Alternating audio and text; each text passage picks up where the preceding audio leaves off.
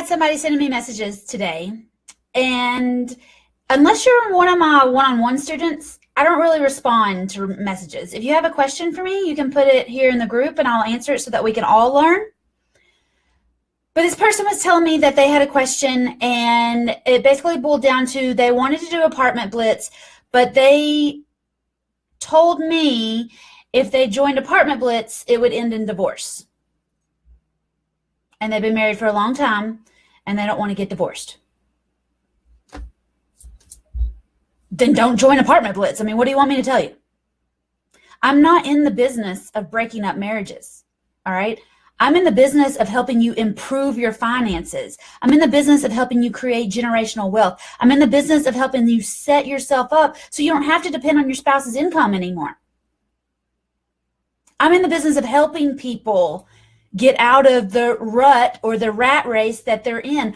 I'm not in the business of wanting people to be divorced or miserable with their spouses. That's not what I want at all. And if you're afraid your spouse is going to divorce you for signing up for a course that's going to help you create more money together as a team, you need to get off Facebook.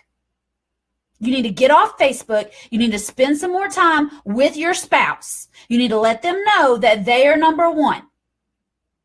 And then maybe in the course of spending some actual quality time with your spouse, you might get what else you want. It's funny how that works. All right, listen, I'm a woman. You know what I like? I like quality time. I like my husband to pay attention to me. I like to have genuine conversations with my husband. But do you know what my husband and I talk about when we have great, genuine conversations? Apartments. Because apartment buying is a team activity. We do that together. That's kind of like our hobby. Some couples, I hear, golf. He golfs. I don't golf. I hear other couples that have boats and they go to the lake on the weekend. My parents have a boat. We go to their place on the weekend. The thing that Jason and I do together is apartments. Maybe you should talk to your spouse about getting on board with these apartments so that you can do more.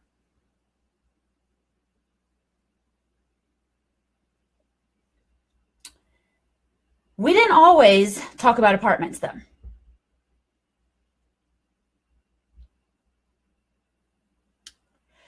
In 2013, I went to my first real estate boot camp, and I was pumped up.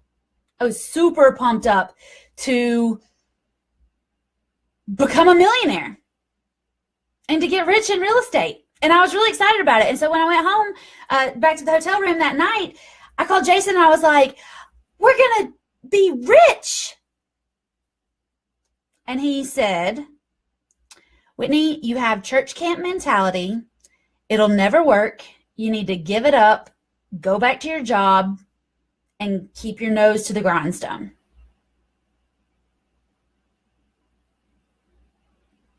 So I went forward and I did 10 or 11 deals, made over $100,000. We were on our way to Biltmore, Asheville, North Carolina for the weekend.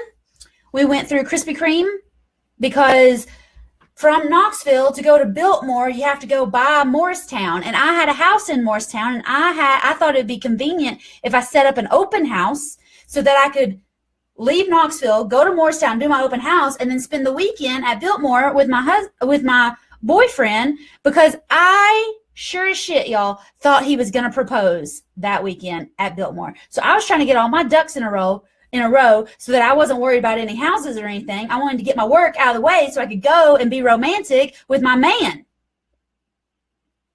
This is what's going on in my crazy girl brain that weekend, okay? I've already made $100,000, and I'm really good, getting really good at this real estate thing, and we're leaving my house, and we go to the Krispy Kreme, and all hell broke loose in the Krispy Kreme drive-thru. I was crying, and I mean like ugly crying, like bawling, like can't talk, can't breathe, ugly crying in the Krispy Kreme parking lot on my way to an open house, and we broke up. In the Krispy Kreme drive-thru, we broke up. I told him that he could either get on board with my real estate or he could go back to Georgia. And what started was that he didn't want to go to my open house. He told me at the Krispy Kreme that the deals I'd done had been a fluke and it wouldn't continue. But I knew in my heart that I was good at this. I was going to make money at this. I had made money at this, and I was just going to get bigger and better and badder at it. So I told him right there in between sobs that he either needed to get in on my real estate or get lost. And he drove himself back to Georgia. I went to my open house. I called my mama, and she went to Biltmore with me because I already had the tickets, already had the hotel room. All he had to do was bring the ring. And we broke up instead. So I went to my open house. I sold the house to those people that showed up. I made $8,000 that morning, and I boo-hooed all the way from Morristown to Asheville, had a nice lobster dinner, and boo-hooed. I mean, like ugly cried in a restaurant all night, mad and upset, mostly mad. I cry when I get mad or sleepy, but I was definitely mad. And then about 2 weeks later, he came crawling back the way men do when they know they've met their match, or when they know they can't live without you, and they know they need to get on board with that, whatever it is that you are determined you're going to go do. So 2 weeks later, he did come back, show up at the house, and he did have flowers.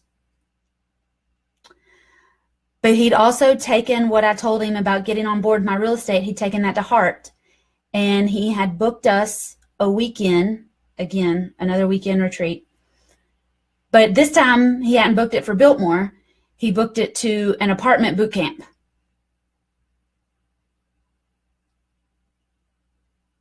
So about 2 weeks after that, we went to an apartment boot camp together. And he got totally on board. He got totally engrossed in apartments. And he still today, he'll tell you he doesn't really like houses.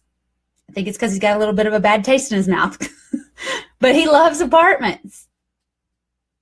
And apartments, that's what we do together.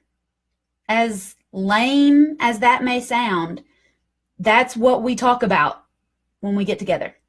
When we have a quiet dinner. When we have some time. Oh, did you see what came up there? Oh, did you look at this apartment? Hey, I sent you this. Did you look at it? Hey, did you run the numbers on this? Hey, did you call so-and-so about that? Like, buying apartments is our team activity.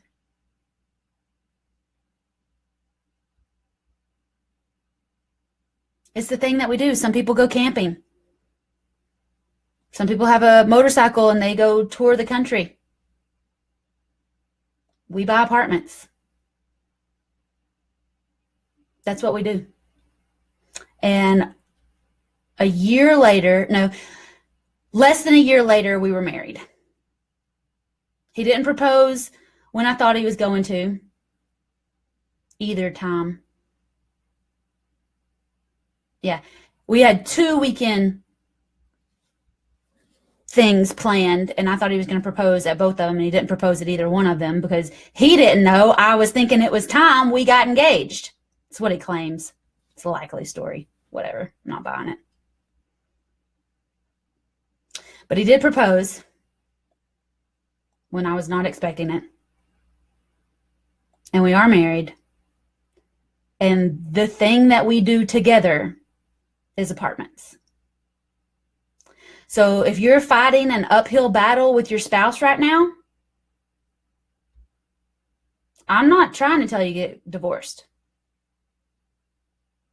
But maybe you should spend some actual quality time with your spouse so that they understand what you're really trying to do, that you're not just trying to buy another course, because it's not about the course, guys.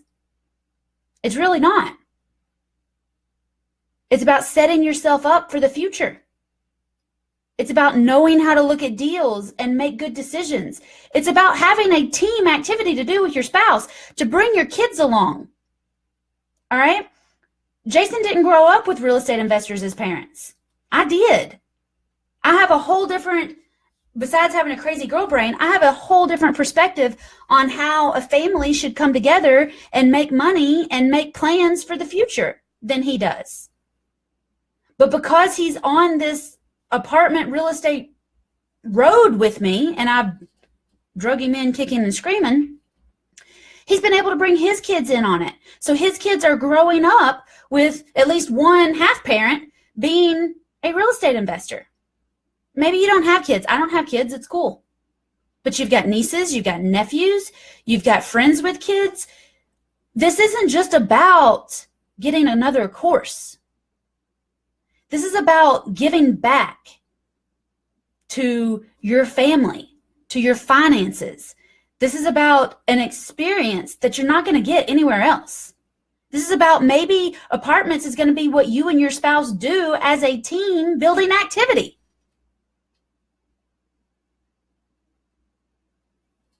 I may even have to teach a session on how to buy apartments and not get divorced. Because there's some learning lessons on who's got which strength and when does which person get to play the lead role and when should you shut your mouth and step back. So if you have a spouse that's not completely on board, I had a boyfriend who was not completely on board, and I just had to show him that it was going to work. And then I had to tell him with all the conviction in my heart and my soul and my gut that this was my future. This is what I was going to do. This is what I was going to do to make money. This is what I was going to do for my future. And this is what I was going to do just because it was fun. So if you have a spouse that's not completely on board, instead of fighting with them and asking permission from them to get the money to invest in this course, why don't we think bigger than that? Why don't we think about asking them for permission to borrow $50,000 so we can go buy an apartment complex? Which conversation would you rather have? Would you rather learn how to buy apartments without any money, without any banks, without any credit? Or would you rather go ask them for 50 grand because you think you're going to cowboy around and buy some apartment buildings? I'm telling you right now, I know I would much rather go into a fight, go into a battle, such as real estate, with somebody on my side, so that if I was going to be investing $50,000 or $100,000 into something, I knew what I was getting, and I had somebody kind of not just looking over my shoulder, but actually like verifying that I'm making a good investment with this money. And I know now, because I'm married, if I want to spend 50 grand, you better believe that's going to be a team building activity.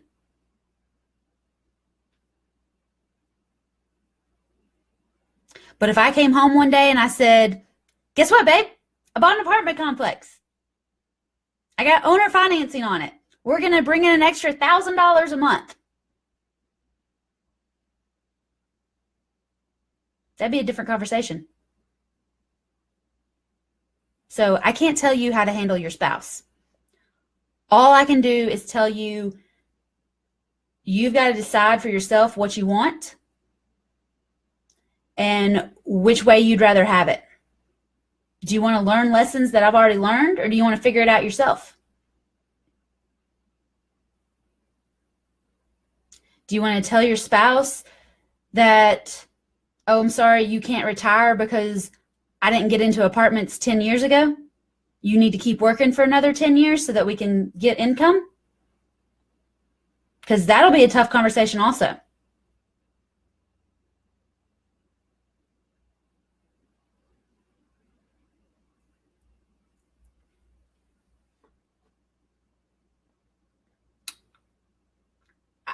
I don't know how to tell you to get permission from your spouse, but I will tell you to get off Facebook and actually sit and talk with your spouse. And I've learned that talking in a non-confrontational way gets me closer to what I want. I know for a fact that if I want to get tickets to a concert, or I want to go do this and I want to have it blocked off and have adult time and have nice conversation and be romantic, then I need to let him know those are my expectations. So if that's what I'm expecting for Friday or Saturday night, on Tuesday or Wednesday, I need to start talking to him about it, and I need to butter him up a little bit. Otherwise, he may let other things that happen throughout the day get in the way, and then I end up frustrated and don't get what I was expecting. But it was my fault because I didn't communicate it. I can't tell you how to handle your spouse. I can help you negotiate with sellers. I can help you find deals. I can help you evaluate and analyze properties, but I cannot tell you how to handle your spouse. I can tell you how I handled mine before he was my spouse. I can tell you how I handle him now. But I cannot tell you how to handle your spouse. That's something that you got to handle. You got to get that on the right path. That's all you, bud.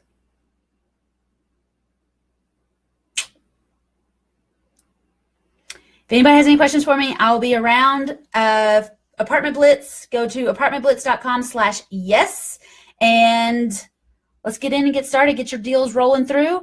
The cart closes tomorrow night at 10, and I'm going to the movies tonight, so I will be around. I'll answer questions, but I'm taking some time for myself. Because all work and no play makes me a dull little girl. Work hard and play hard. Work smart and play hard. Let's do that. All right? And you're only one deal away. Even if, I'll use Clay for an example here. Clay joined my one-on-one last January and tried to get a deal.